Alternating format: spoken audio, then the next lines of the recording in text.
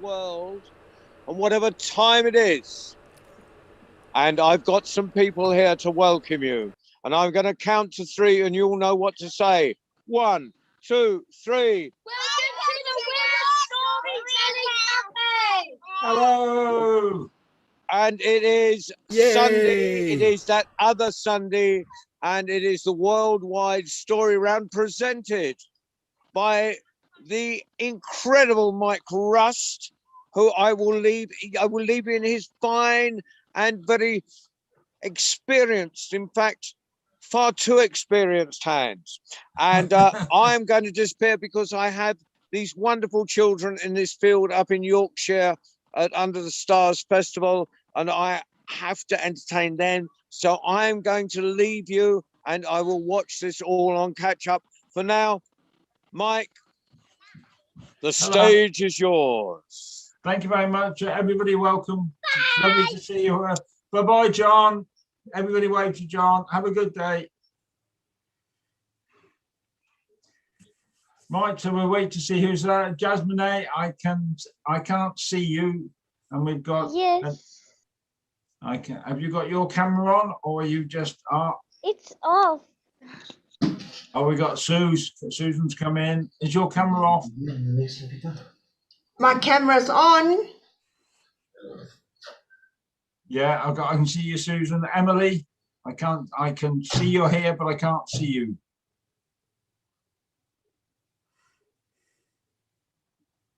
Who else is coming in? Oh, there we go. Hello, Emily. I can see you. Hello. So where are you from? I'm from Texas. I've never been here before. I found out about this yesterday. Right. And Okay, now you'll have to excuse us all. That is a Texas in America. Yes. Yes. Oh, she's not. Yeah, okay. Is that Texas confused. in America? Because sometimes apparently Texas is in Canada. Okay. No, this is Texas in America. Texas in America. Right. I can tell because it's just so hot. Right. Do you know any proper cowboys? No. No? Everyone Right, else does, but not me. Everybody else does, not you. Right. Do you tell stories? I tell some. Ever since I joined college, my brain has given out, but I know a few. All right. Well, would you care to tell one today at some point? Or are you just listening? I'll Right. tell one. Brilliant. Well, we'll all look forward to that. Right. Baba, you're muted if you're trying to talk to me. I was just saying, Emily, Diana, hello from lovely to Washington, see you. D.C., not in Canada. No. Well, there's, in the North America, there's Canada and there's Mexico, and there's that bit in the middle. Okay. You can see that I'm good on geography, okay? Because, Emily, I'm based here in the UK. Okay, so basically, where I'm sat, we're halfway up the English-Welsh border on the English side. Does that make sense to you? Yes. You get good weather there, don't you? Well, we have changeable weather. We talk about the weather a lot over here because it changes every day.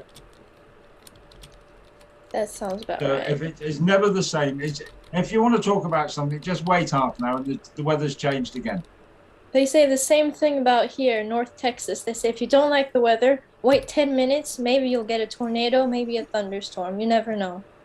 A tornado? Yes.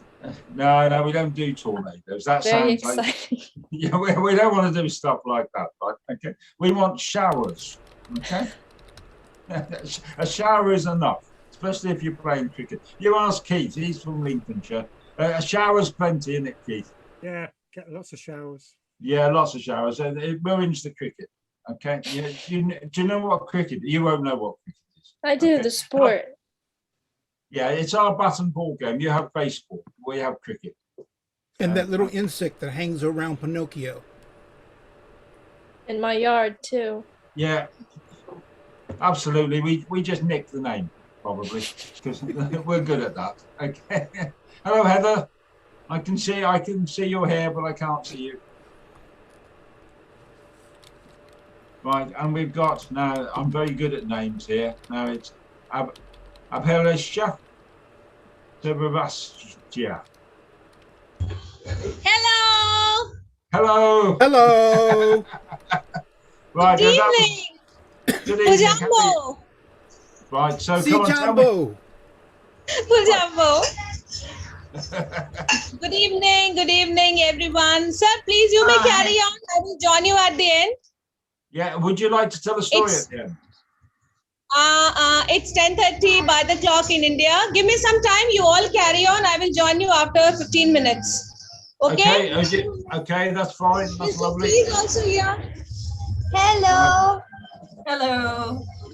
Hello. Everybody. Right. So I'm going to close the door to my office and we'll get started.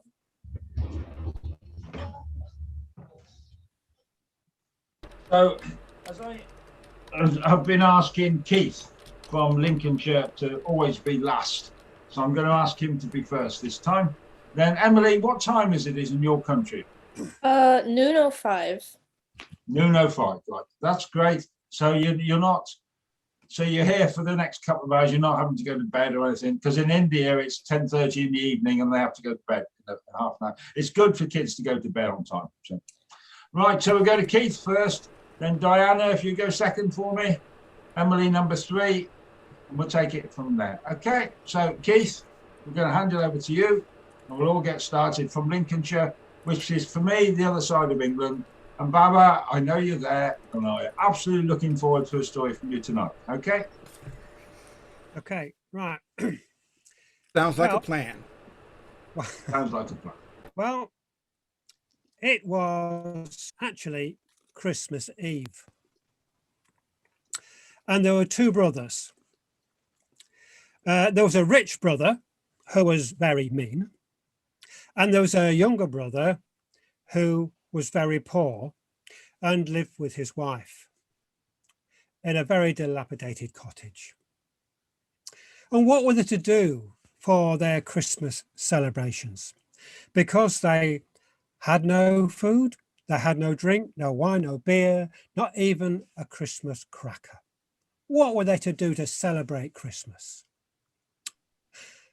And the young man said to his wife, well, I'll go and ask my brother. And she said, oh, no, he's mean, he won't help us. No. If you don't ask, you don't get, he said. And so he went to see his older brother. And he went to the cottage and knocked on the door. And his brother opened the door and said, what do you want? I said, well, my wife and I have nothing to celebrate Christmas with. We have nothing to eat, nothing to drink, not even a Christmas cracker. And so the older brother went back in his cottage and he came back with a big leg of ham and he threw it at the young man and said, go to the devil. And he slammed the door in his face. Well, the young man, he picked up the leg of ham and he set off. And he walked and walked and walked all day until it was nearly dark. And he came to the edge of a wood and there was a cottage with lights shining in the windows. And he approached the cottage, and outside the cottage was an old man, a woodcutter. And the woodcutter said to him, young man, what are you doing out here? It's getting dark, it's getting late. And he said, well, I've got to go to the devil. Well, you've come to the right place, said the old man. And the devil would just love that leg of ham you've got there. This is what you must do. You must go in to the cottage, see the devil, and bargain for that leg of lamb for the mill that stands behind the door. Thank you very much, he said. And the old man said, when you come out, you come and ask me how to work the mill. Thank you very much, said the young man. And so the young man went to the door and he knocked on the door of the cottage and the devil opened the door and said, whoa, what do you want? And inside the cottage, all the demons and the devils, and they were wandering around there inside the cottage. And the devil saw the leg of ham that the young man had got. I would like that leg of ham because they're scarce in these parts. What will you take for it? And the young man said, well, I will bargain this leg of ham for the mill that stands behind the door. Oh, no, no, no, no, no, no, no, said, I can't do that. No, no, no, no.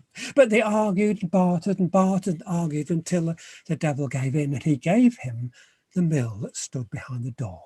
And he here had the leg of ham. And so he's able to enjoy that with the devils and demons. The young man came out and he found the old man, the woodcutter. And the woodcutter told him how to work the mill. And so we set off with the mill, and he walked and walked and walked back to his own cottage, and he came into his own cottage. And his wife was stood there. Where have you been? We haven't got anything to celebrate Christmas with. What are we going to do? And he took the mill and he put it on the table. And he said to the mill, grind out a tablecloth. Knives and forks and spoons and plates, a Christmas cracker or two, and some jugs of ale and bottles of wine. And there they were. And then he said, grind out some roast turkey, Yorkshire pudding, Brussels sprouts, roast potatoes, and some Christmas pudding, and some beer, and a bottle of wine. There they were. And the wife said, where the devil did he get that? But he wouldn't tell her. But they had a wonderful Christmas dinner.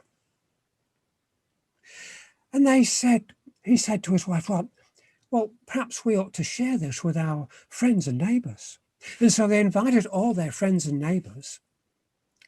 And he ground out all the food and drink. And they had a wonderful party with dancing and music and storytelling. And for 3 days, they had a wonderful party. And the older brother was down the street and said, well, my young brother had nothing on Christmas Eve, and now he's given a party for all his friends and neighbours. I must go and find out what's happening. And he went into the party. He said, how did you do all this? How did this happen? And the younger brother initially wouldn't say anything, but he'd had quite a little bit to drink. He said, and he showed him the mill. And the older brother, well, I want that mill. I'll take that mill. What will you give for it? And the younger brother said, well, I'll take £100 for it, but you can't have it until harvest time, until haymaking time, until July, about this time of the year. Done, said the older brother. And so the younger brother was thinking, well, between now and July, I can grind out silver and gold and all the food I want, and I can grind lots and lots of things that I need to last me for my lifetime. Harvest time came, the haymaking time came, and the older brother went down and he paid the younger brother the £100 for the mill and took it back to his cottage. Now, the next day, he and his wife and the labourers were going down to the fields to cut the hay and to lay it out to dry. And at midday, at lunchtime, the brother said, I will go and make some dinner for us. I'll make some lunch for us. And off he went up the hill to his cottage. And his wife was very pleased with that. Oh, that's a nice change for my husband to make dinner for us. And the man, he took out the mill and he put it on the table. And he said, grind out herring and porridge, and grind it out fast and well. And the mill started to grind out herring and porridge. And the older brother, he took out plates and he filled all these plates and a saucepan or two and a bowl or two. So stop. But the mill wouldn't stop grinding out herring and porridge. And the level in the kitchen of herring and porridge grew deeper and deeper and deeper. And he managed just to get out of the door before he was drowned in herring and porridge. And he came running down the hill. And his wife was down in the field and said, well, I wonder where he's got to. And she started up the hill. And there she was confronted with her husband chasing down the hill with a whole tide of herring and porridge. He was chasing down the mill as if the devil was after him. And he said, even if we had 300 mouths, we'll never be able to eat all this herring and porridge. And he rushed over and he chased over to the younger brother's house and said, please, please, please, please take back the, please take that back the mill. And the younger brother said, well, I'll take it back for £200. Done. He said, if you don't take back the mill and stop it, then the whole parish has got to drown in herring and porridge. And so the younger brother had the mill and he had £300. And he lived a life of luxury. He ground out all the food that he wanted. He's able to ground out stone.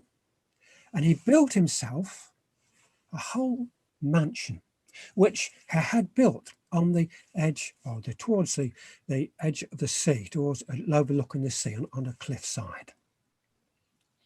And people from all around would come and visit this rich young man. And there would be kings and queens and big businessmen would come. And on the sea, there was a merchantman, a man who traded in all kinds of goods. And he would buy and sell wheat and barley and coal and salt and all kinds of produce he got. And he went to see the young man in his mansion. He said, I've heard about your mill and it grinds out everything you want. Will you sell me the mill? Oh, no, said the young man. No. But they argued and bartered and argued until the young man gave in because he felt he had enough to last him a lifetime. And he sold the mill for £1,000. And so the merchantman, he took the mill and he went down to his merchant boat, to his ship, and he went out to sea and he put the mill in the ship base. And he said, grind out salt and grind it out fast and well. He ground out all this salt and he filled this sack and filled this sack and filled this sack. And he said, stop. But the mill wouldn't stop grinding out salt. And so the level of salt rose in the base of the ship, the boat, until it reached the gunwales and it fell down and went down and sank down to the bottom of the sea.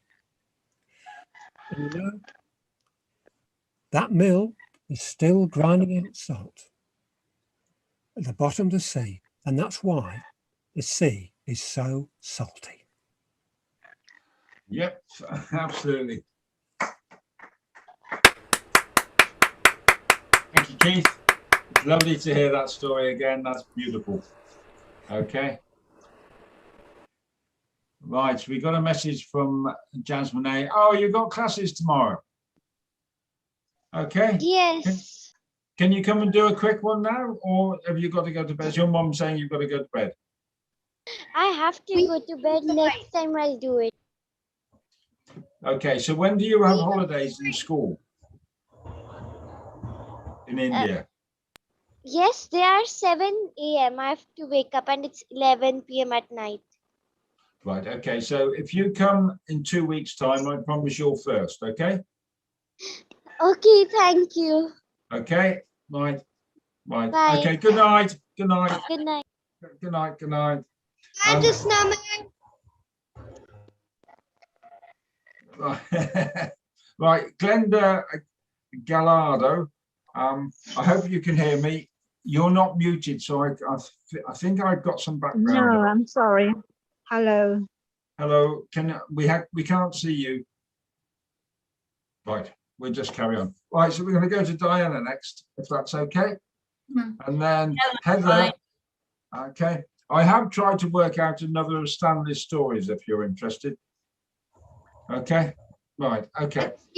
Right, getting back to the last time we were on, Heather did a Jack story, and Yes. you asked to think about a riddle. So I've got one riddle, which Yes. I'll do first. Yeah, And then no, I'll I was asking about riddles. Yes, it's something I was going to mention in a minute. Yes, it's all right. Okay. Okay. It's all right to do it now then. Yeah, absolutely. Absolutely. Right. Well, I want you to guess, who am I? I'm very famous the world over.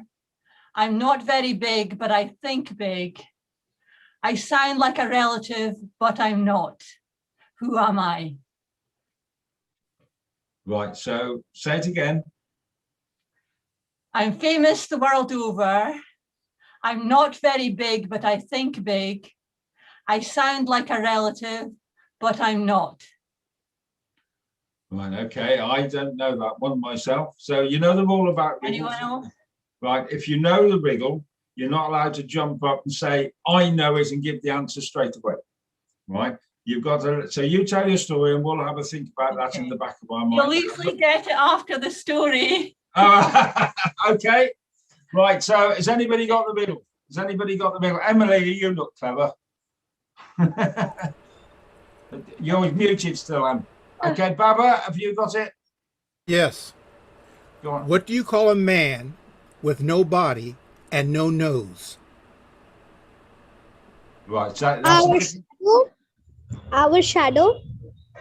a shadow. What do you call a man with no body and no nose? I don't know. Do you want? I don't Do you know. want, do you want me to give the answer now? Right, Okay. so I've got So- one as well. As we're doing a few riddles, I've got one as well. So you tell me this. Riddle me do, riddle me don't. Riddle me do this. What's got a river with no water? What's got a town with no people? What's got a forest with no trees? And what's got a farm with no animals? Whoa. Our face. Sorry, Abelsha. Abelisha. Sorry. Can you say it again, Mike, please? Yeah. What is a river with no water, a town with no people, a forest with no trees, and a farm with no crops or no animals? Okay, Mark. Right, so Diana, you go first. You give your answer. Baba, you go second. You give your answer, and I'll go third, and I'll give my answer. Unless anybody else has a riddle. Has anybody? Susan, have you got a riddle? Emily, do you do riddles in Texas? Okay. Keith? Yeah, I've got, got one. Which side of the chapel does the elder tree grow? Which side of the chapel does the elder tree grow? A chapel, for those of you, is a Christian place of faith. It's a church. It's a small church. It's a chapel sometimes. Okay. Heather, you've got your hand up. Yeah, go on. You're muted. You're muted. Can you? Sorry, I was Here we go. get the button. Okay, you can't touch me, but you can be touched by me. Without moving, I can take you on a journey. You see me perhaps when your eyes are closed. What am I? A dream. A dream was the answer. It could be. This is the story or a dream. All right, okay. A story or a dream, right? Okay. Shadow. A shadow. Oh. No. Right. So we'll go. Susan, have you got one? Do you want to chuck one in? No. Okay. So I'm going to go to Diana first for the answer for yours. So say it again and then give the answer. Okay. Right. I'm famous the world over. I'm not very big, but I think big. I sound like a relative, and I'm not. Aunt Nancy and Nancy. Nancy and Nancy. Aunt Right. Nancy Okay. is the relative. You get me? Yeah. Okay. Right. Okay. Okay. And Nancy the trickster. Okay. So who was next? You get that, Baba? Yeah. Yes. Right, Baba. I really got that one. Okay. Yay, Bo. That was good. Right, Baba. What was yours? All right. So mine is, what do you call a man with no body and no nose? What do you call a man with no body and no nose? No idea. Nobody knows. Nobody knows. Right. Nobody knows is the answer to that one. Right. Mine was I'm a the third punster one. for those that don't know. Right. Mine is the third one, so I'll say to this one. So tell me, riddle me do, riddle me dee, riddle me do this. What is a river with no water, a town with no people, a forest with no trees, and a farm with no stock or no crops? The answer is a map. Oh, right. Very good.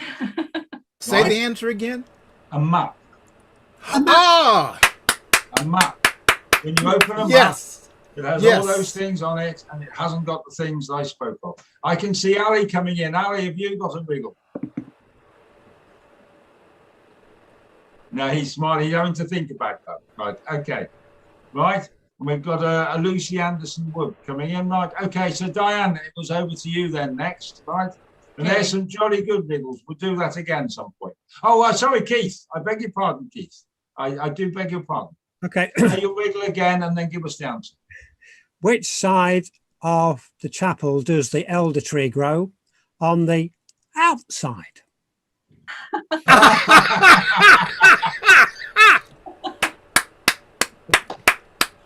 Yeah, absolutely. Oh, I'm That's so going to lovely. use that. Yeah, we're going to use that one. Yes. Okay. All right. Right. Okay.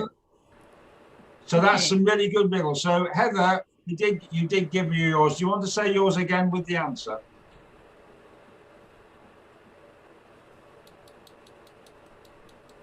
You're muted again. Oh, I am. I'm just trying to find the. Sorry, it's not one that I know by heart. I know those by heart, but I read that out, and now I've lost a bit of thing. Here it is. You can't touch me, but you can be touched by me. Without moving, I can take you on a journey. You'll see me perhaps when your eyes are closed. What am I? And the answer was from Abishka was a dream. Well, I have it as a story because it's not. You don't necessarily have your eyes closed, but if you do close your eyes, perhaps. Right. Okay. That's a very good one. Well done. Thank you. Right. Right, Emily, you're going to have to start collecting riddles. All good storytellers have a riddle or two. It's always good to get the kids, and you collect them by telling them, and people come and tell you them. And when you get a really good one, phone me up and tell me, because I'm always looking for them. Okay. Right. It's really good fun sometimes. And this is, there are some other riddles that are more adult, if you know what I mean. Can I ask you how old you are, Emily? I'm 21. All right, you'll understand then. Right, Oh, I remember when I was 21. There were That's a only 4 nightmare. days in a week. Right. Baba, when you were Dinosaurs 20, everywhere. Baba, when you were 21, that was halfway through the last century. Actually, not far from. You're a little bit, almost quarter way through, but you're right. I mean, yes, you're right. So, Emily, you are talking about you are with some greybeards here today. There was a couple of youngsters. They called Diana and Heather, but the rest and Susan. Okay. Right, Diana, we'll go to you, and then after Diana, it was Emily. Right. Okay. You'll never guess what my story's about. Anansi. It's Yes! I thought you were going to tell a story about Texas cowboys. No. I've been to Texas, but I don't know any stories about cowboys. Emily. Right. Okay. It was a lovely day. It was very calm. It was just after lunch. And Anansi was really enjoying himself down by the river. There's a watering hole nearby. And he was really pleased with himself. There was no work to be done. All he had to do was rest. But then he heard this noise, the big footprints, the big footsteps, and then all the water going up the trunk and getting sprayed all over the place, and that was Elephant. So he went down beside Elephant and he found his favorite spot. And he went, "Hello, Elephant." But Elephant didn't listen, or at least Elephant didn't hear him. hello, Elephant. But Elephant was so busy drinking from the cool water that he just didn't pay any attention. He just was focusing on this wonderful feeling of getting his thirst quenched. But then he was about to sit down, and he was going to sit on top of Anansi, and Anansi shouted, "Hey, you, watch out!" And Elephant turned round and said, "I'm sorry, Anansi, I didn't see you." And then they got into an argument, and they said, "Well, the reason you didn't see me, I didn't see you, is because you're so small, you're so weak and inconsequential." Well, that was too much for Anansi. He was never inconsequential. Even in his wildest dreams, he was never inconsequential. And he said he was also strong. And they started to have a bit of a ding-dong. Elephant would say one thing about how strong he was, and Anansi would say, "Well, actually, I'm sure I could beat you." And Anansi's mouth was probably the biggest thing about him. He was always going to tell people how great he was. And then afterwards, he would figure out what he had to do to show that. So they agreed on a tug of war. And Elephant thought, this is going to be a piece of cake. This is going to be so easy. And they agreed a time and the same place by the watering hole. And off Anansi went, and he got the rope. But they didn't go back until the morning time, because that was the time that they agreed the tug of war would take place. And he gave it the end of the rope to Elephant. And then he went up the hill. And he told Elephant that the sign would be, "When you feel a tug, pull." But when he disappeared over the top of the hill and went down the other side to the muddy part where Hippo was wallowing because he loved the mud and the reeds, he couldn't be seen by Elephant. And he gave Hippo the other end. And he'd managed to trick Hippo into getting him here, because he said that he felt he was stronger than Hippo. He didn't tell him anything about Elephant, no, but he did say that he thought he was stronger than Hippo. So Hippo thought that it was Hippo and Anansi in the tug of war, and Elephant thought it was Elephant and Anansi in the tug of war. Well, Anansi was there, and he gave a tug once he got to the middle of the rope. Tug! And then Hippo pulled, and he went back and forth and back and forth and back and forth. And Anansi thought this was fantastic fun. Gosh, he just watched, because all he really needed to do was bob up and down on the rope. Well, neither of them wanted to give in. Elephant didn't want to give in, and neither did Hippo, because neither wanted Anansi to be the winner. And they knew he was such a trickster, and he was always up to something, and they couldn't quite believe that he was strong enough to pull that hard. What had he had for breakfast? Or had he a magic spell? Or was it some other conundrum that they didn't know about?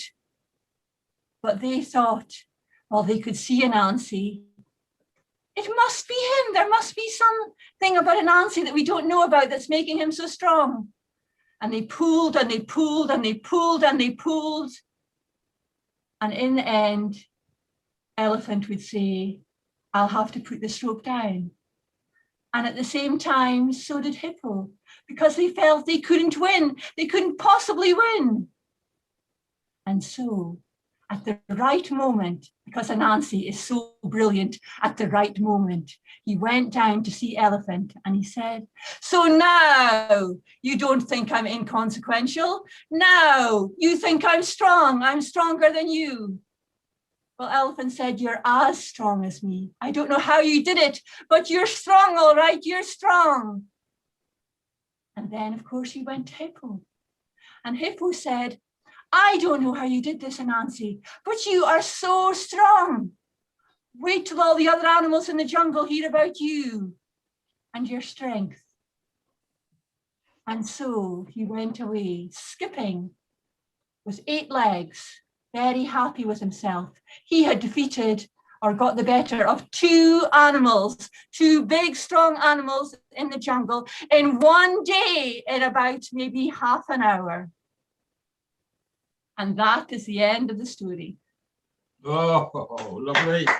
Brilliant. I tell a version of that story. That's lovely. Right. That's lovely, Diana. Thank you very much. Lucy, what a wonderful set of riddles you put up. I hope you can hear me. I can see your picture. Yes, I can. Yes. I have to admit, I just got them from the internet, but I liked the look of them. So I thought, save Emily the hassle of finding them. So are you Lucy Mike Woods, Lucy? Mike Wood, Lucy? I'm actually my own Lucy, but yes, I am married to Mike. Yeah, I didn't mean it like that. Don't tell me off like that. Sorry, that was a bit mean of me, wasn't it? But yeah. It's lovely to see you. So I've got one for you. What goes up, down, but can't go down, up?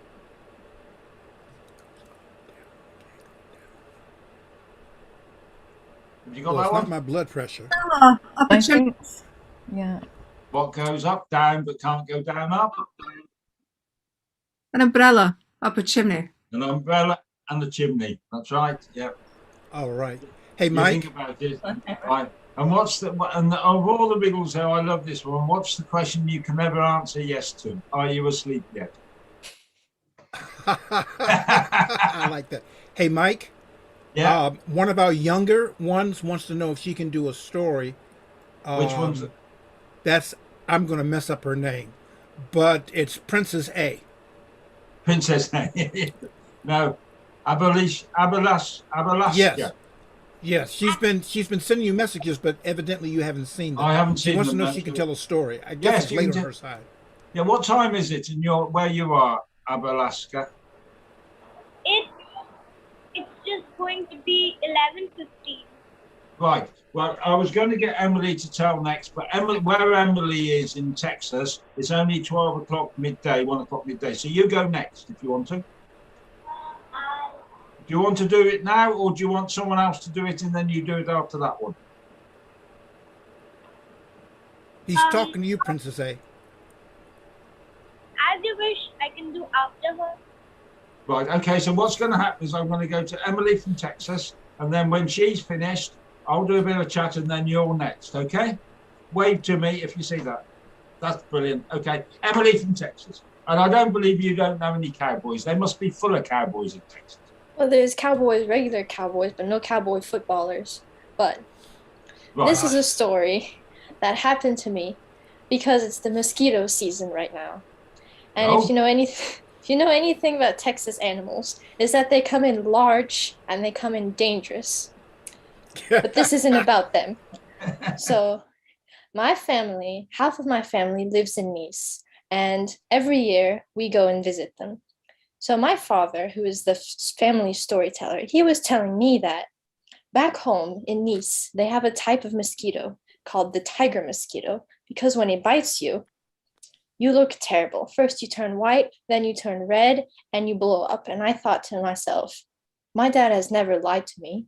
And I also have pictures of when he got bit by the mosquito. It was about the size of a coin, his bite. So I said to myself, yeah, perhaps the mosquitoes over there are worse than the mosquitoes here, but I don't think so. So summer 2019, we went to visit my family, and because I was my grandmother's granddaughter, I went with her to the market at 7 o'clock in the morning when no one's there. So we were walking, and my grandmother met one of her friends, and you're all grown people, so you know when you meet a friend in the street, the young people might as well sit down because it's going to be 8 hours before you keep going. So I was carrying her caddy, so I parked myself on her caddy, and I was looking at my grandmother's friend's dog. And this is Texas. Everyone has a dog. Most of them are golden. So I thought to myself, yeah, I'd never seen a greyhound before in Nice, but this looks like one of them. And then I hear my grandmother's friend say, the poor dog, I'm taking him to the vet. He just got bit by a mosquito. This is what he looked like before. And she showed me a picture. It was a golden retriever mix. I thought it was a greyhound. It got so thin. I thought it was an Italian greyhound. It was thin as a piece of paper. And I said to myself, maybe these mosquitoes in this country, maybe there's something else. But we had to go to market. So we went to market and we came back from market. And once again, we crossed my grandmother's friend. And I said to myself, here we go again. I'm going to miss my lunch. And this time she had a different dog. I have a friend with a Pomeranian, and it's very small, but it's very fluffy. So it looks like a circle. So I looked at this dog that was very round, and I said to myself, why would you ever bring a Pomeranian to the coast of France in August when it's really hot and this poor dog must be sweating like anything? And then my grandmother's friend says to my grandmother, I've got to go to the vet again. My dog blew up after all its blood was taken. I thought to myself, that thin dog that I saw this morning blew up about the size of a soccer ball in 3 hours. So I went home with my grandmother and unloaded the groceries. And I told my dad, Dad, you never lied to me before this day. The mosquitoes here are much scarier than the mosquitoes back home. And then we left Nice, and I haven't been back since. Right. So it's your grandmother is French? No, she's Algerian, but she lives in France. Right. So toi, tu parles français un peu? Je parle beaucoup de français, mais ici, vu qu'on est au Texas, j'ai pas souvent la chance, mais je fais de mon mieux. Oh, that's très bon. So well done, mate. That's very good. I'll switch back into English. But I lived in France for a couple of years, about the time when Baba was a young boy. Okay. Right. Abelushka. Is that how to say your name? You can call me Princess D. I can call you what? Princess D. D. Oh, that's Division. Right. I will call you Princess A today, but next time I will make sure I can say your name properly, because I make a point of trying to do that. Okay. All right. So we're going to go to you next. Okay. And thank you very much, Emily. Well done.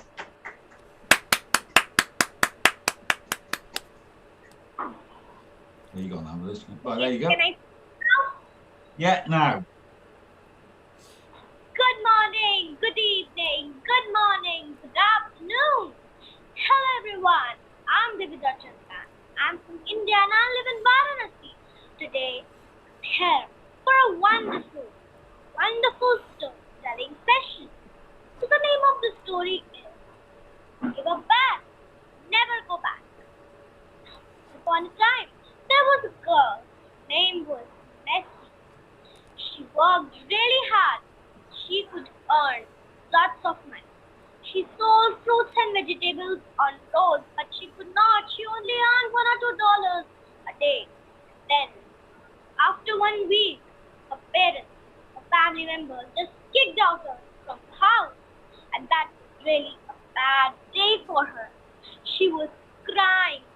She could not do anything. The only thing she had was this blanket. She slept on it. Next morning, she got a very, very nice surprise. There was a sheep. She said, "That's not your dream. That's not your dream. I'm real. And I'm here to make you happy because now I'm going to help you.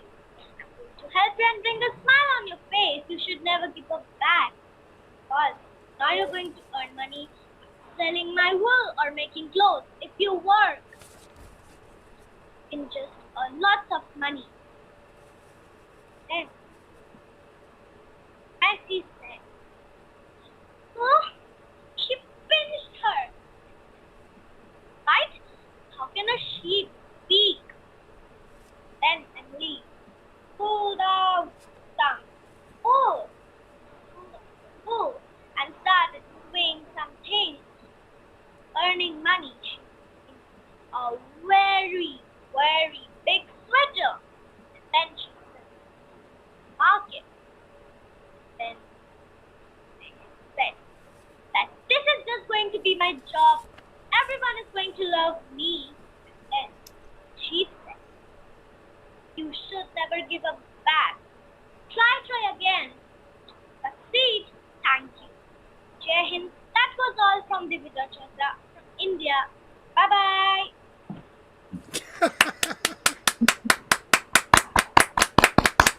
That was absolutely lovely. Abalasa. That was absolutely lovely. And make Great sure story, Princess D. Don't be late. Have we sent you chocolate?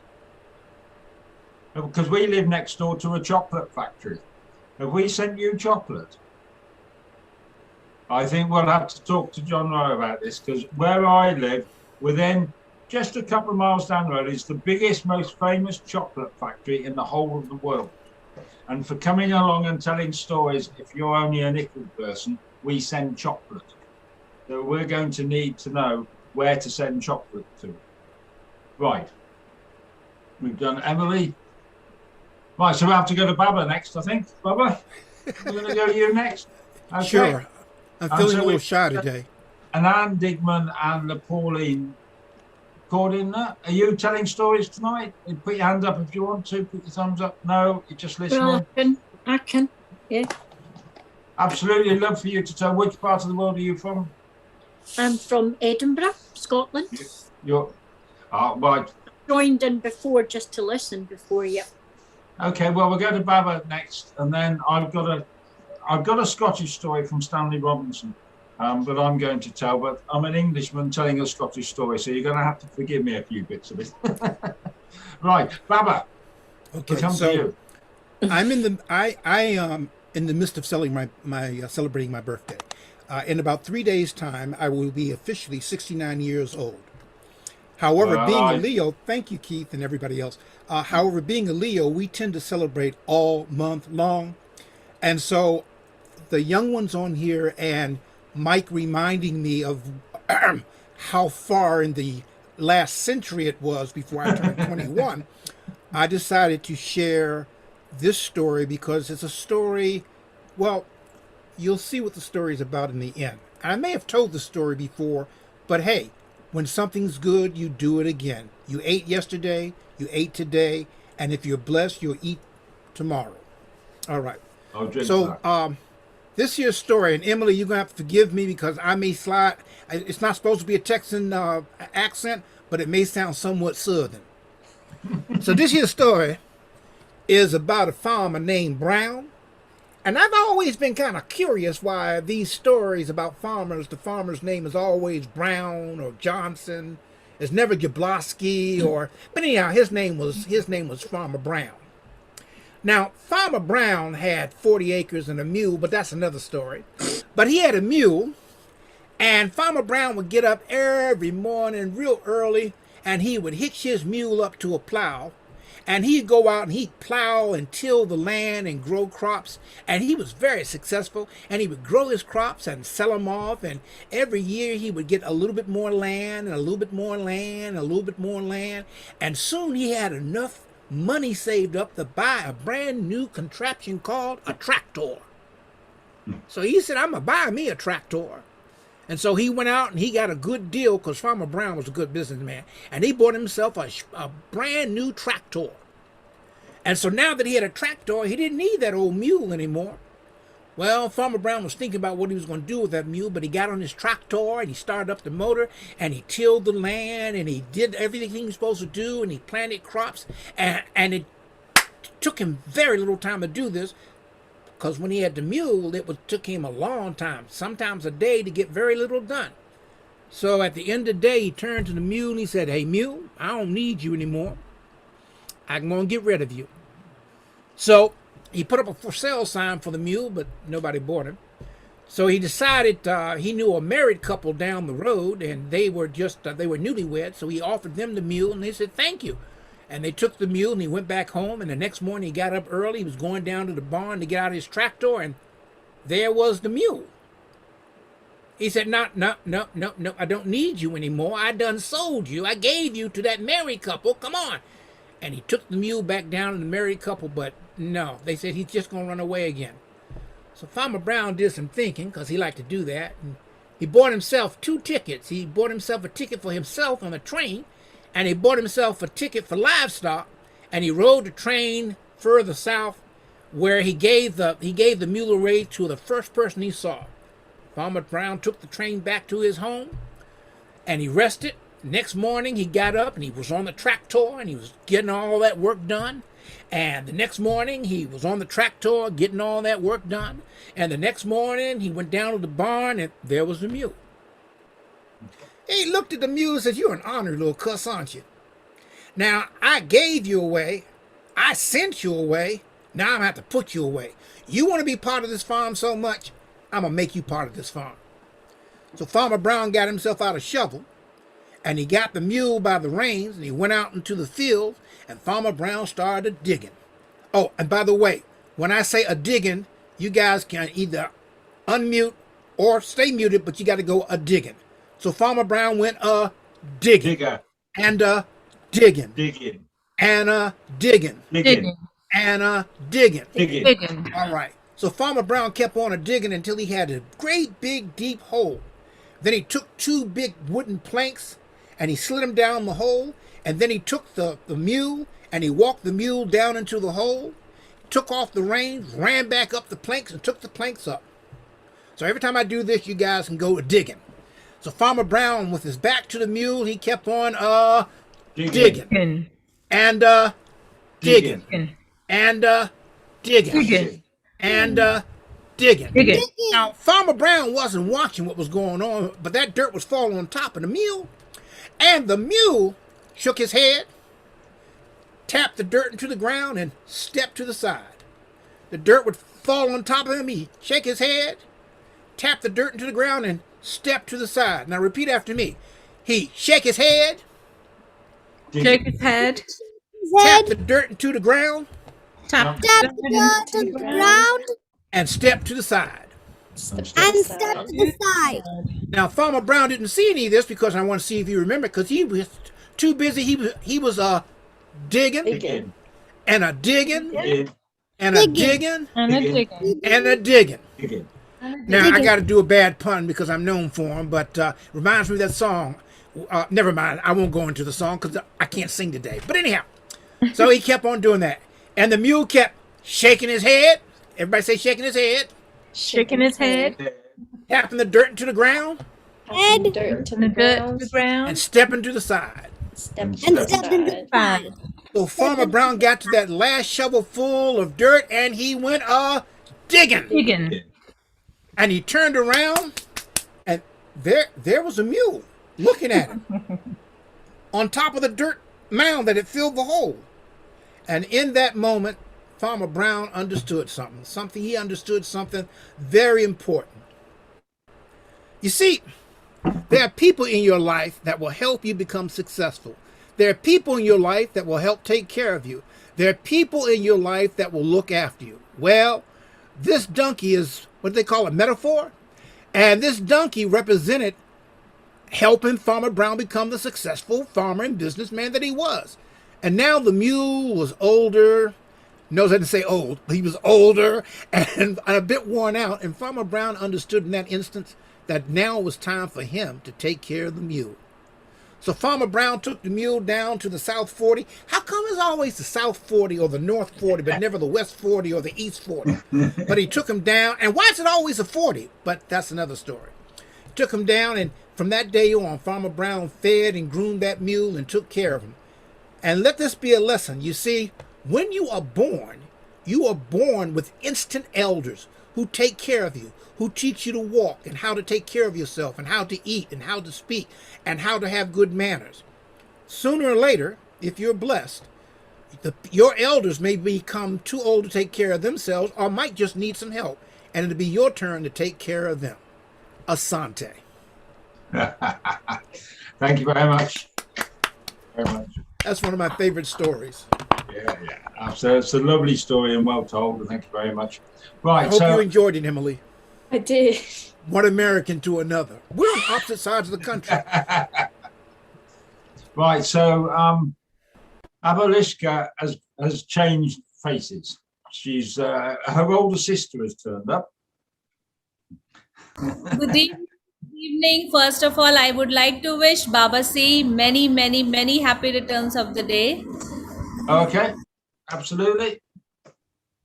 Yes, he's looking well for 75.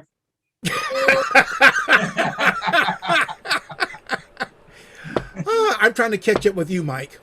Absolutely, you've got a bit to go yet, mate. Okay. Right, so Anne, was it Annie or Anne? Dignan. Now, I myself was going to. We are going to be in Edinburgh before Christmas. When I say we, I mean Amy Douglas and I. We have to come up and visit David Campbell. All right. Okay. So we will be up in Edinburgh. I haven't managed to get much further into the Highlands and that for a long time, but I will try and get up into the Highlands if I can. But so it's going to be lovely. We were talking about it just earlier today. So we should be. I'd love to be able to see you all then. So in person, right? So you're going to tell us a story now? Yeah, just a very short story I've just started working on. Okay, lovely. This is a story about my very, very elderly friend, Cora. Now, Cora, to let you understand, is a very feisty, strong-minded, cheerful, loving character. She's a force of nature, and I love her very much. But her body is quite frail, and that is a great juxtaposition between her, a great contrast with her personality and her physical stature. Anyway, Cora was just telling me the other day when I met her that she was on her way to the church round the corner, St. Michael's. And for those people who know St. Michael's, there are many, many steps to climb up to get to the front door. And she said at the top of the steps, there was a handsome young man who was all smiles, and he called down to her, "Do you need a hand, my dear?" And Cora had answered, obviously, yes, that would be great. So he helped her slowly and patiently to climb up the steps. And this usher said to Cora, "Where would you like to sit?" And Cora had said, "I'd like to sit in my usual place at the front of the church." "Ah, I see. You must be hard of hearing, otherwise you wouldn't be wanting to sit at the front of the church." And Cora fixed him with her stare and said, "And why on earth would I not want to be sitting at the front of the church?" The usher had apparently said to Cora that he had been in 3 churches before this, and this particular church, the 4th church, the minister was awful, the worst he had ever seen. And that's why people all sat at the back, falling asleep in the back pews. Cora had answered him very coldly, but politely. "How dare you?" she had told him. "Do you know who I am?" And the usher, of course, said, "No, I've no idea." She said, "Well, the minister is my son. I am the minister's mother." And the usher, the wind was taken out his sails. And then he straightened up to his 5'11" height and said, "Well, who do you think I am?" And she said, "I really don't know, and I don't particularly care." And he turned tail and scarpered back down the aisle. But as he did so, she noticed a little pointy red tail coming out the back of his suit. And a slow smile had crept over Cora's face. And she thought to herself, well, you know, it's okay to tell a little white lie in church. I know we're not supposed to take the Lord's name in vain, but I have to protect the minister from all evil. And that is the end of my story. Oh. Right. So, for those of you who are from the Highlands, this is an ongoing bit of history that we're doing. I hope you're there, Heather. So we've got Diana, who's there, and there was somebody else there a moment ago. Heather's there, Diana's there, and you yourself, Anne, right? What happened was, Anne, if you haven't heard this story, is a fellow called Stanley Robinson is a friend of mine. He slept in the very room that I'm sat in to this day. But we used to meet at a folk festival called Whitby Folk Week. And we would sit there and we would tell stories. Well, basically, we would swap stories and have a beer, and people had to pay to listen to this. And then we had some wonderful times. Okay. So, but some of the stories he told were about snakes, particularly adder snakes. And he told a few of these stories. And Heather was asking me if I could remember some of them. And I can seem to remember some of them, but this is the second one. I told one 2 weeks ago. This is the second one. It's very similar in lots of different ways. But I'll tell you, and there were 7 altogether, Heather, that I can remember. All right, and this is the second one, and we'll see how we get on, because I only heard these stories maybe once or twice, maybe 15 or 20 years ago. And I know this has been recorded, and this is fine. So if anybody's collecting this and saying, I'm collecting Scottish stories, you have to remember that this is the first time I've told this for an awful long time, maybe the first time ever I've told this. But this is how the story goes. And they always start, you will notice, pretty much at the beginning and pretty much at the end. And the beginning is always like this. For the men in the Highlands are not particularly tall of stature, but they have a courageous heart, and all the women are beautiful. Now, if you're born in the Highlands, you are a beautiful woman. The beauty comes from outside and inside. Sometimes it's a rugged beauty, but all the women are beautiful. But sometimes at the time of the full moon, for there's a sweetness in the ladies of the Highlands, and they like their pets. And they're mostly, sometimes they're shepherdesses, and they'll have the little white, black collie dogs that will always follow them around. Now, sometimes in England and Wales and in Ireland, lots of times the shepherds, they will keep their little black and white collie dogs outside the houses, and they're still done to this day. They have kennels outside because they're working dogs. But some of the Highland lasses, they'll have the little black and white collie dogs, and they come inside the house. And they will sit down by the fire. And sometimes, you know, I am told, I don't know if this is true, they sleep at the end of the bed. And they will sit there and they have a cup of tea every morning. Now, I know a little black and white collie dog has a cup of tea every morning, and that one lives in England. But they will always go. When you go up into the Highlands, you'll see these Scots lasses. And there's a little black and white collie dog following them around. Now, there was one such as this a long, long time ago. And she lived on the coast. And she lived on the coast. There was a little harbour that came in, and any little harbour you can think of in the Highlands, where the river's coming down and there's mountains around, and there's seals always on the beach. And there's lots of seal stories. If you're amongst the Scottish people, they will always be telling stories of seals and how they come backwards and they come forwards and they take off their skins and they put them down again. I know no seal stories from England. I know some from Cornwall, but Cornwall will not call themselves England sometimes. But they're always talking about stories like this. And she was sat there, and there was a tree. And underneath this tree, and it would probably be a rowan tree, but it was at the end of the beach. And by the side of the rowan tree, there were some rocks, and there was a pile of rocks, and they had a little hole in them. I don't know if you can see. It's a hole about this big, but it's a hole about the size, the end of a whistle. And if you look closely, and it was worn, it looked as if things are coming in and out of it. And inside there was a little hole, and the little hole would be about the size of a football. And in the winter times, the adder snakes would stay there. Now, these are called a nest of snakes. For as the weather goes cold. Now, when the weather goes cold down in England, it's getting sort of November, December time. Up in Scotland, it's the end of August sometimes. Right, so they have 9 months of winter and 3 months of rain, and the midges are that big. But it's as the cold weather comes in, the nests will come from all over, and they will all come into one place, and they will all curl together. But there's only one hole in and one hole out. And as they go in, they will curl up together, and they call it a nest of snakes. And sometimes you can have 20 or so snakes. Down on the Cotswolds, sometimes they go to 30 and 40. But up in the Highlands, Stanley only told me there was never more than 10. There were sometimes there'd be 6 or 7, and they'd all get together, and they would all keep warm there. But bundling up together when the nights are long and the days are short and there's not much temperature in the skies, they will all come together.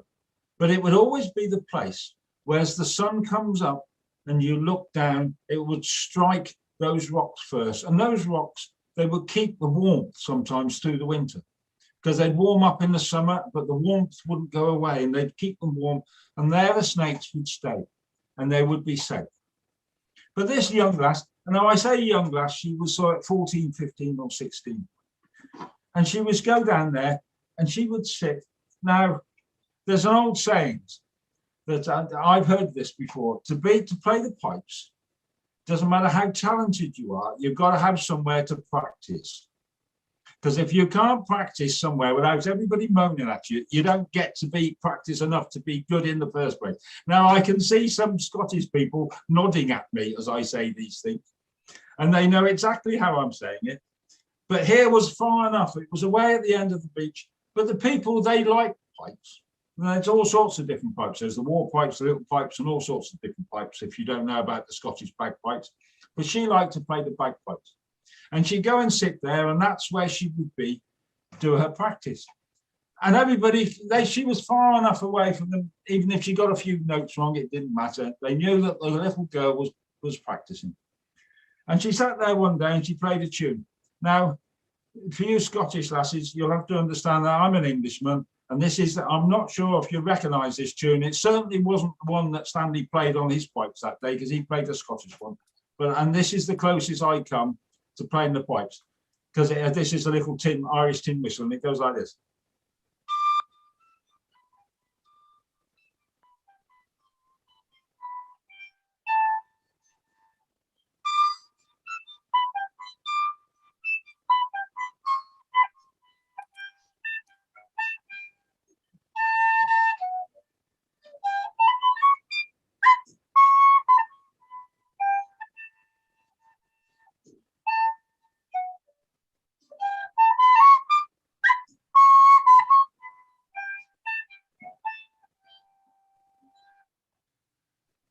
And everybody was sat there and they were going, oh, she's getting better, or she's getting worse, or whatever. And she'd sit there for an hour or so, just as the sun was going down, by this rock with a little hole in it with a black and white collie dog. And then one day she looked up, and it was the time of the full moons, and there were ships on the horizon. The ships on the horizon were coming into the harbour, and these were the Vikings from the north. And they raided the village. And they jumped out with their war cries, and they started yelling and shouting, and there were too many of them. The villagers, they tried to do their best, and some of the good men died, but they were all gathered up, and she sat and she watched it. And there was nothing she could do, but she hid behind the tree. And they gathered all the villagers together, and they put them down on the beach, and they chained them all up. And they knew that their lives would be slaves if they got onto those ships. And they started raiding through the town, and there was nothing there. There was nobody there. They were safe. So they took all the food, and they took all the whiskey and everything else, and they lit a fire on the beach, and they started having a party. And in the morning, a Viking, they would go somewhere else. Well, this little lass, she watched all this, and she was a local lass, and she was young and she was strong, and she knew the ways through the hills and out into them, up into the mountains, that they wouldn't find, and they couldn't follow her, and off she ran. And like I said, she was strong, and she ran up the hills, and she went round, and she followed the stream down the other side, and she came to the Lord's house, and she burst into the Lord's house just a couple of hours later. And she told the Lord exactly what had happened. And he looked up and he said, we've got time to save our people, my people. And they went and got the horses. They weren't wealthy in the Highlands, but he had 4 or 5 horses. And he jumped on hares, and his cousins and his sons and his uncles and his father, the ones that could ride, they jumped on theirs. And he turned round and he said, gather the clan, bring them all down to the harbour, take them round on the cliffs. You've got to be there as the sun comes up. And he sent off to his clan.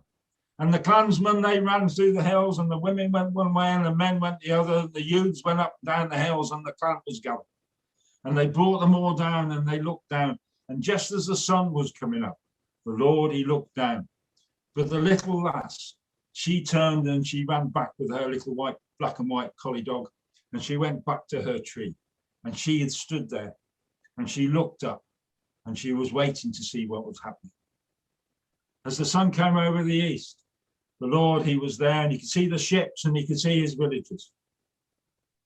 And then he looked at the other end of the beach, to the left there, where there was a little tree and there was nothing. And he said, I have to get down. I have to get between the villagers and the ships, and the clansmen will come after me. And he took his horse, and the other 4 people, they took their horses as well. and they leapt off the cliff, and the horses, these were the Highland ponies. They run down, because they can run down cliffs in those parts of the world, and they got to the beach. And as the Vikings saw what was happening, they put the shield wall together, and they faced the 5 horses and the villagers beyond. And then the clansmen turned, and the pipes started up. And again, the tunes came from all over the hills, and there was the clansmen there in their kilts and their plaids. Now, I've only ever seen this done once, but you fellas from up in the Highlands can tell me if this is true or not. But they can run down hills as fast as they can run up them without falling over. And there's a way of doing it. They lean backwards and they put the hills in, and it's a skill you learnt as a child that I couldn't do myself. I've only heard of this, and I have never seen it. But they ran down the hills, and they were yelling and they were hollering and everything else. And the Vikings, they put the shield wall together, and they could see that the villagers had been saved, and there was an army. An army? How big is an army? But there was enough of them to turn round to the Vikings and say, "You're not welcome here." But the thing that really, really scared the Vikings is they looked over their shoulders, and under a little tree, there was a little girl. And she had some pipes, and she was playing a tune, and she was playing this tune.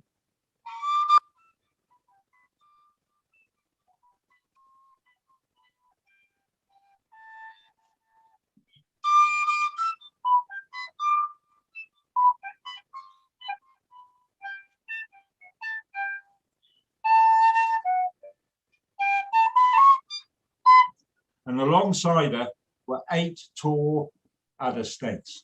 And they weren't the little ones, they were 5 foot tall, and they were held up and they were waving like this, and they had tongues that flicked out, and they were flicked out, and they were dancing to the tune, and they were coming down the beach behind the Vikings.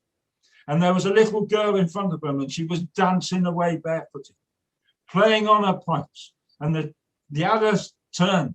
And the Vikings turned round, and there's ladies here, and I won't tell you the words that they used in whatever language it was, and they turned and they fled. And they fled back to their boats. And you ever seen a boat go forward where they can row just as fast backwards if they want to go? And these boats were going out backwards as quickly as they could. And they were going back, and the Vikings were there, but the chief Viking, he looked round, and as long as there was a gap of about 10 yards, he turned and he said, "Stop." And he looked. And he looked at the Lord who was on his pony, and he was saying, "Don't come back here, we'll have you." And he looked at the clansman and he said, "This is a strange nation." And he looked to the right, and there was a raggy little girl who hadn't slept that night. But there was a beauty in her heart, and there was a beauty in her eyes. And she was still playing a tune, and there was the snakes, and they were dancing, and she turned and she went back to the tree. And she sat down to the tree, that everybody looked. For all these snakes seemed to just disappear down a tiny little hole, and from the round at the back of the tree came a little black and white collie dog. And then the clansmen looked up, and they could see a blue moon, a moon in the distance, a full moon. And the Vikings looked up, and they saw that moon as well, and they left. Now, we all know stories about the Vikings. They always telling stories. If you hear stories from the Scandinavian terms, the Danes and the Norwegians and the Swedes and the Finns and the Icelandic peoples, they've always got trolls in them. They've always got dragons, and they've got witches, and they've got all sorts of things. But they went back to their halls, and they sat down in the halls, and they explained what happened to one of their big war leaders. And he said, "What exactly happened?" And they told him, and they said, "You just got there and you got drunk. And you didn't you should have just got and taken everything else. I keep telling you, get in there quick and get out even faster. Don't hang around, those Scots will have you." But the word went round that up in the Highlands, if you upset them, snakes come and get you. Well, when the time came for raiding again next time, as they came over the northern seas, and they came down to the Shetland and to the Orkney. Instead of going past the Orkney and the Shetland on their right, the boats went, and they went, so the Orkney and the Shetland was to their left. And then they came across other islands, other little islands and bigger islands that I've never been to, but they kept going because they wouldn't stop there. And they came and they found an even bigger island. And they came down the coast, and this was on its right again, and they came down through a loch and through estuaries, and finally they came to a big river that was coming out of the moors into their mountain. And they went there and said, well, try this. And so they all landed there, but there wasn't many people there, so they built a settlement. And they called their settlement the Town by the Black Pool at the end of the river. Now, they had a different way for it, but what you call it, and all the people I'm looking at, is Dublin. For that's where they went. And the first time they went there, they went in, and they were traders by then. They were coming to stay. They wanted land. But the first thing they said was, what lives in this land? And there was a little monk there, and he turned around and he said, well, we have lots of things that live in this land. We too have dragons, and we do have this, and we have leprechauns, and we have orange groves. We'll tell you about that another day. But we want to meet someone because we want to tell you about Christianity. And they went, Christianity? We've got our own gods. Tell us, but what about Christianity? Well, there's a man called St. Patrick. Now, he was a Christian, and he's a great Christian. And one of the things he's done is ban all the snakes from Ireland. And the Vikings went, so there's no snakes in Ireland at all. And they went, no, they're all gone. And the Vikings said, we're staying. And they did.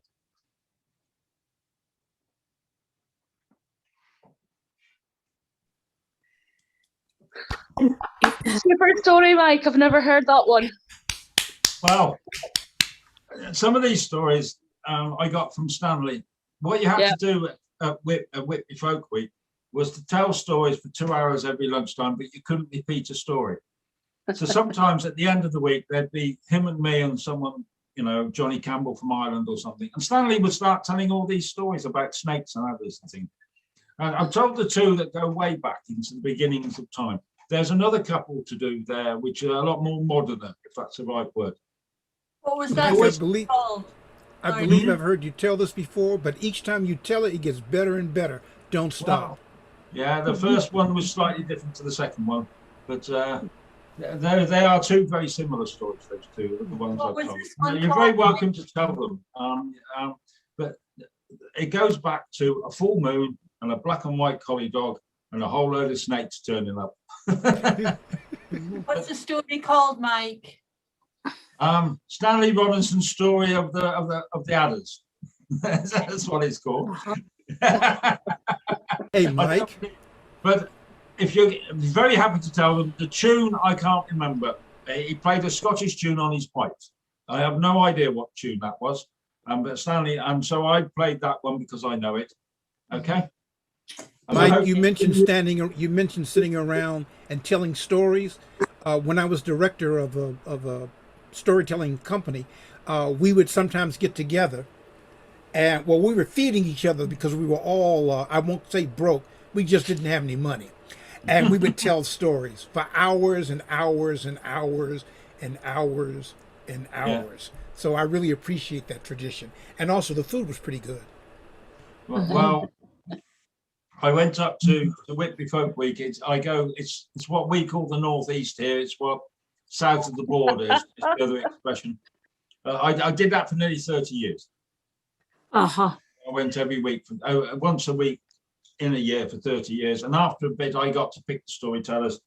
And Stanley would come down, and Duncan would come down, Johnny Campbell would come over, all sorts. Eddie Lenahan came quite a lot. Pat Ryan would be there. And these are names some of you will know and some of you won't. From the Americas, a fellow called Dan Kenning came over a couple of times, and David Holt. And I was once, a long time ago, Emily, in Ohio, and some ladies came up from Texas, and they were in their 50s, and they were ranchers' wives, is how they said themselves. And they told wonderful stories, but their stories did have a lot of cowboys in them. Hello. Anyway, it's there. It's on recording, and you're very welcome to use them. Heather's the only person we haven't done a story. You're going to do one later. I've got another small one if you don't want to. You want to do one? Absolutely, love for you to do one. Yes, please. Yeah, absolutely. I'll let you into a secret, folks. she's got more than one harp. Aye. Oh, Yeah, Heather's got more than one harp. She's probably got 2 or 3 different harps, if I know Heather. Mike, I could do one of Stanley's songs if you want, if there's time. But Yes, absolutely, yes. You don't get to say that twice, Pauline. I didn't realise. Do you want to tell a story? And Glenda, you're not coming up on my screen, but Pauline, if you want to sing a song, you'd be very welcome. Oh, I don't want to jump in. If Heather's got a story, I'm quite happy to sit and listen. But if there's time, I can sit here all night. Don't you worry about it. Right, actually, I have to go. I'm so sorry to interrupt, but I have to go eat my lunch and things. Right, is that Emily talking? Lunch is good. Yes. I'll be going Yes, to Emily, get lunch in a moment. You promised me to come back in 2 weeks' time. I will. Absolutely. Absolutely. I want a sick note if you don't come, okay? I'll do my very best. It was a pleasure to be here. You've all got wonderful stories. It's a great pleasure to have you. Take care, my American cousin. And what you need to plan to do is to get to Marrakesh in Morocco in February. Start saving your money. What I can. Okay. Right, Heather, we'll come to you. What are you having for lunch, Emily? Who knows? Could be spinach. Could be. One time it was just tomatoes. Oh. Nothing but tomatoes. Tomatoes and a glass of water. But we'll see. Oh, tomato sandwiches with a little salt and pepper are delicious. Don't have a steak. Right, Heather, we'll come to you. Okay. Take care. Okay, bye, Emily. Great. I was just, this is an old favourite that's just a short wee story, and I was came to mind when Keith at the start, when he was telling the story of the 2 brothers and how the sea became salty, and this also connects with sort of, I suppose, with a very famous place in Scotland called Iona, the island of Iona, that St. Columba came over from Ireland to there. So that sort of slightly connects with the last bit of your story, Mike. But anyways, this is a story from Iona, though there are other versions in Scotland, and I did hear a version once from Shetland. And there were 2 brothers that were fishermen, and they spent every minute of the day practically together, because they lived in the same wee cottage, and they would go out fishing every day in the boat, and they got on really well. They were the best of friends.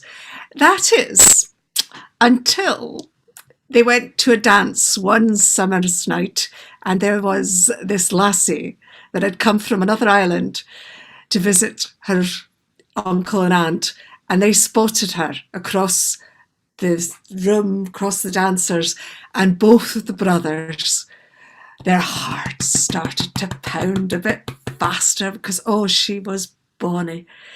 And they both rushed across to ask her to dance. And you can imagine that they were not pleased that they were having to fight over this girl, that both of them liked her. And they stopped speaking to each other after that. They were just, because they were determined that they were the ones that the girl liked. And the other lad would be like, no, she liked me better. And then the brother would say, no, she liked me better than you. And so this went on for quite a number of days after that dance. So one night they came back from the fishing, and they'd had a good day, caught a lot of fish, and they came in and anchored the boat where they normally did. And it was at the other side of the island from where the houses were. And it was always a bit of a trek getting the fish back across the moor.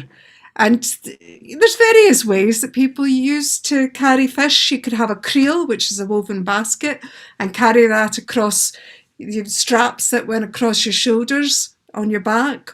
Or the other way, which these brothers like to do, is that they take a line with fish hooks on it, and they'd put the fish on the hooks, and then they'd gather it up, fold it all up, and put it on their shoulder, and then carry it across the heather and the grass back home. And so that's what they did this day. And they were tramping along, and it was a beautiful night. It was clear, the moon was shining down, and it was very quiet because, of course, they weren't speaking to each other. There was no sound of anything, distant sound of the sea behind them as they left it, as they marched inland. And then all of a sudden, the strangest thing. Music. Music! Where was this music coming from? It was very faint, but as they walked, as they continued walking, it got louder and louder. Who would be playing? The pipes out in the moor in the middle of the night. It was fantastic, fantastic sounding music as well. But they got closer to the sound, to the source of this music, and they finally came to a small hill. And the strangest thing, because there in the middle of the hill was a door, and there was light round the edge of the door, and there was the sound of music coming from inside that hill. Oh, and I tell you, that music, it was just, oh, their feet were tapping. It was just such fantastic music. And the younger brother especially, he just loved dancing. And without even thinking twice about it, he pulled open that door. And when he looked inside, there was a room, a huge room inside that hill, full of people dancing. And oh, what a sight it was. It was wonderful. And there were the musicians in the corner, and there was tables groaning with food. And that younger brother, without even pausing, he leapt into that room, he grabbed himself a partner, and he started to dance. And he still had his fish on his shoulder, just flapping away as he was dancing. The older brother stood outside, and he was thinking, there's something no right about this. This is strange, this is. I mean, these folk, I've never seen them in my life before. Who are they? And how can there be a room inside a hill? He was remembering the stories that his granny told him about the fairy folk that live underground in Scotland. He thought, nonsense, I don't believe in fairies. But what is this? Who are these people? He remembered his granny told him that it was really important, if you ever go inside a fairy hill or a fairy dwelling, you need to put a bit of steel into the doorway, into the door frame, so that you can get back out again. Well, he had a knife, obviously. And so he took that knife and he stuck it in the door frame, and he walked into the room. He quite fancied having a dance himself, so he put the fish down. He started dancing, and it was great. He was having a good time. But after a while, he thought to himself, we've got work tomorrow. We've also got to gut these fish. We've got stuff to do. Better go home. And he went over to his younger brother and he tugged on his arm. He said, hey, you, we should be going. And his younger brother sort of shrugged him off and said, oh, no, this is too much fun. You go away home if you like. I'm just going to have another dance and I'll be 10 minutes behind you, something like that. Well, the older brother wasn't going to argue, just like, well, please yourself then, he said. And he went over, he picked up his fish back onto his shoulder and stepped out the door. And as he stepped out the door, he grabbed the handle of that knife and pulled it out. The door closed behind him and he went home. He put the kettle on for a cup of tea. Brother didn't appear. Finally, he thought, hell mend him, I'm just going to my bed. And he went to his bed. The next morning when he woke up, no sign of his brother. He went back to that place where the door had been, but there was no door in that hill. It was just heather and grass. There was no sign of music. There was no sign or trace of his brother. Iona is a small island, and people noticed that that younger brother had disappeared. And of course, small villages and small islands, gossip and rumours spread very fast. It didn't take long before the whispers went round. People started to say things like, "Ooh, I wonder, remember they both liked that same girl. They were fighting over her. Maybe the older brother has murdered his younger brother. I mean, they're out at sea. Every day he could just tip him over and come home without him." Well, the sheriff and his men were at the door a few days later, and the lad was taken to the mainland to be put on trial. Now, luckily for him, because, you know, he told the truth, he told them the truth, he told them what happened, everyone just laughed. I mean, the idea of a fairy hill, I mean, for goodness sake, what fools did they take him for? But he kept on repeating the same story. But luckily for him, there was an old wise woman that was there in the court when his trial was held, and she went to the judge and she said, "You know something, he could be telling the truth. And if he is, a year and a day from the night that his brother disappeared, he can go and get him back again." Well, the judge was a fair man. He didn't like the idea of hanging a young man, and there was no body. So he said to the young man, "If I'm going to let you go home, but if you can't produce your brother a year and a day from the night he disappeared, it's the gallows for you. You'll be hung by the neck." The lad went home. The days and the weeks passed until it was exactly a year and a night. And he went out into the moor that night. And what do you know? There was a sound of music. He followed the music. And he came to that hill, and there was the door, there was the light, and he pulled the door open. He took his knife, he stuck it into the door frame, he leapt into the room, and there was his brother still dancing, round and round, having a great time with the fish still flapping on his shoulder. Well, he went over to his younger brother and he grabbed him by the arm. He said, "Right, you are coming home with me now." And the younger brother looked at him in surprise and said, "But I've not finished the dance yet."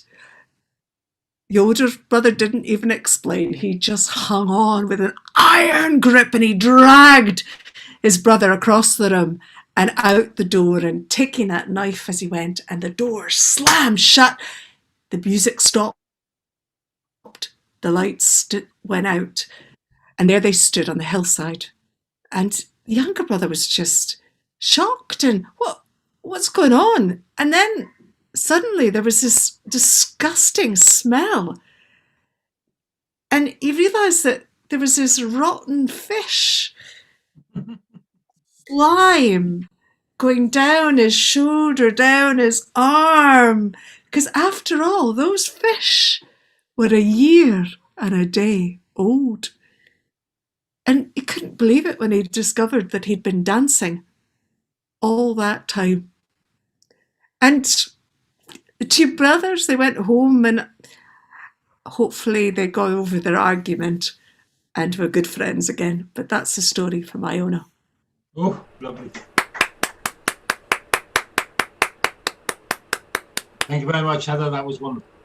Really nice. If you go to the city of Gloucester, which is in the Shire of Gloucestershire, you'll come across a hill called Robinswood Hill. The king of all the fairies lives under there, and on Midsummer's Day they have a ball. But they have a flower factory, because you know there's some myth going on in England where you take a little seed and you plant it in the ground and a beautiful flower comes up from it. So they're all made in a factory, and all the boggleworts go round underneath, and they come underneath and they just push them up from time to time, and they make them over the winter. They make the flowers, and they come round and they just go round. They're about 3 foot under the ground. They're just going like this all through the summer, just pushing all the flowers up, and that's all they do every day. Pauline, you're going to sing us a song. I'll give you a wee song. It's just when you were doing one of Stanley's stories, I thought I'll maybe give you a wee song. So for those of you that didn't speak Doric or Scots, the story of this is one of these ones where there's a lord goes out and he spots a young lassie in the fields and he takes a fancy to her. And in this particular song, a few months later, the lassie's dad goes to pay money to the lord. The lord says, how's your daughter? And he said, well, she's not very well. She's being sick. It's got the best line in any ballad. She cowks at her kale, which basically means she's pregnant and she's going to have a baby and she's being sick. Sick with the smell of food. And of course, the laird comes and he proposes to her and it's happily ever after. But it's one of my favourite ones. Stanley picked this out and he said, you should sing this. It'll suit you. Quine. So here we go. Well, okay. A lassie was milking her father's kye, when a gentleman on horseback he came riding by. When a gentleman on horseback he came riding by, he was the laird o' the dainty Dunby. He says, hi bonny lassie, bet day ye day, if I was to spend a night wi' ye, to spend a night wi' me, that would never, never dee, for your laird o' the dainty Dunby. 18 her by the hand, by the lily white hand, he's ta'en her for the grass grew land. And it's a long, long time till they raised her up again, did the laird o' the dainty Dunby. Then it fell upon a day, on a bonny summer's day, fan the lassie's father some gowdy had to pay, that the lassie's father some gowdy had to pay, to the laird o' the dainty Dunby. Who are you doing, who do you do, and who is your daughter, Janet, I knew. Aye, who is your daughter, Janet, I knew, since I laid her in the dainty Dunby. Och, my daughter, Janet, she's no of a will, her face it is fight, and she cowks at her kale. Aye, her face it is fight, and she cowks at her kale, since you laid her in the dainty Dunby. Well, he's ta'en her by the middle sae small, he's ta'en her ower his lordly land, he placed the keys to the castle into her hand, saying, your lady o' the dainty Dunby. Och, says the old man, fit will a dee, oh, says the old wife, we'll dance till we dee. I said the old man, I think they'll see that tea. Now she's lady o' the dainty Dunby. And there you go. Oh, it's lovely. I can remember him saying that. Stanley would know. We keep on talking about this chap who died a few years ago, but he could sing a ballad of 40, 50 verses sometimes. But one of he started talking to some of the fishermen down in Whitby one afternoon with us, and they came up with a ballad, and the chorus of the ballad, Pauline, was, you know, we all go fishing, we get the herring and we kiss the women and we drink whiskey, da da da da da. The chapters were a route from Robin's Hood Bay up onto the moors that the smugglers used. Right, and so if you learned the song, you'd learn the route, and the route was basically where you go along to the oak tree and you turn right and you go past through the meadow, and on the left there's a gate. Then you sing the chorus again and you go from the gate, and it was the way they taught children the route for the smugglers. It was the safe route out of Whitby up onto the moors where they'd meet people across the other side of the hill, and that's how they taught it. And Stanley and I, we had a long conversation about that. And he ended up by saying, you know, Mike, I racked my brain, but I can't think of a Scottish version. But it's a lovely, I've got the words somewhere. I have them in an envelope. Right, as John couldn't be with us tonight because he's in the field in Yorkshire telling stories around. Well, he's going to be starting an hour or so around the bonfire. He did ask me to mention that the young storytellers are on at 5 o'clock on Tuesday. That's 5 o'clock English time. Okay, and I say English time is the time it is that we have in the UK. Okay, he will be in touch with everybody again about the other things and everything else. I'd like you to say very much. I saw you there for a moment, Ali. I did see you there, and you disappeared again. But thank you very much for Ali, who sat there in Marrakesh and who's looked after us all wonderfully again tonight. Glenda, I can see you for the first time, and you're cooking soup. Yes. Hello, everybody. I'm Glenda. I'm from Lima, Peru. It's the first time I joined this event. I'm very sorry I was not prepared to share a riddle or a story, but thank you very much for all the stories, the songs, and this beautiful Sunday. Yes, it's a different Sunday. First time I joined this. Well, we do this once a fortnight, and the other Sundays there's something normally going on as well. But I just MC one a foot. And you're very welcome to come along. We've got people from all over the world. And what time is it in Peru? It's 1:40 in the afternoon. In the afternoon. Yes, we're all we're coming about to have lunch here. Right. Pardon? We're just about for lunch. Yeah, we're just coming round to your house for the soup that you're making. Okay. But thank you for dropping in. Yes. Lucy, I hope you're still there. And Ali, thank you very much for looking after us. I can see you there. Yes, thank you. Okay. Thank you, Mike. It's been wonderful. Thank you, everybody. It's been really great. Really enjoyed it. Oh, I want to put a little note about me, if I may. Yes, go on. Next week in Washington, D.C., we have Watermelon Day D.C. / Baba C's 69th birthday celebration. And it's going to be a lot of fun. There are children and all generations, spoken word, bands, positive hip hop. I might tell a story or two, and we're going to have a great time. And all the free watermelon you can eat. Right, will you? Right. Well, let's start a new club. Could you start asking all the kids riddles from America? Ali, you start asking all the kids from Morocco, and the rest of us will think of some from the UK, because there's lots of riddles. Let's do a few riddles next time, because I love riddles. There's always worth having a look at. And I've learned a really good one today. So what is it that you can never say yes to? Are you asleep yet? Hey, Mike, I don't know if I'm gonna see. I deal with a lot of urban kids, and I'm not going to say that's not the best source of riddles, but let me just put it this way. The 4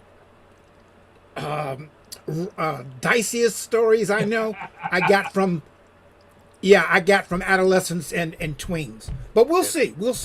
But I've got some really good riddles that if I start telling them to 14-year-old children or youngsters, whatever they never leave the room for 3 hours. They are always asking more. I can ask them in front of their parents. Then I can get the clean stuff. Yes. Okay. Yeah. So for all of those who sent me happy birthday wishes in the chats, thank you very much. You're going to be hearing more about this because I celebrate all month long, and just being here today is part of my birthday celebration. From Ali with the magic carpet. To everyone, I don't want to miss someone's name, but everyone. Asante Sana, thank you very much. May your Sunday be glorious. May your lives be fantastic. May your journey never end. Well, it's lovely to be in your company again, Baba. Thank you. I'm probably only going to say this once, but I think my next birthday I could well be in Morocco for. Ooh, it's around then. What date is it? It must be the day after mine. Yes, 16th is mine, Lucy. 16th. I'm the 10th. I'm the 10th. My flights are the day after my birthday. Whoa. Oh, we might have to have a birthday celebration there. Maybe a joint birthday celebration. Well, I could leave it to the younger, good-looking ones. Okay, I wish I hadn't said it.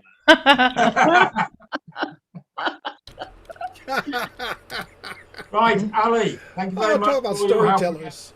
And go and find some riddles for me from Morocco. Okay. They must be beautiful riddles. Okay. Okay, see you all. Okay. Take See you care, all, everyone. Mike. Bye. To be continued. Thank you, Until the next everybody. time. Till the Bye. next time. Bye-bye. Bye. Bye. Bye. Nice.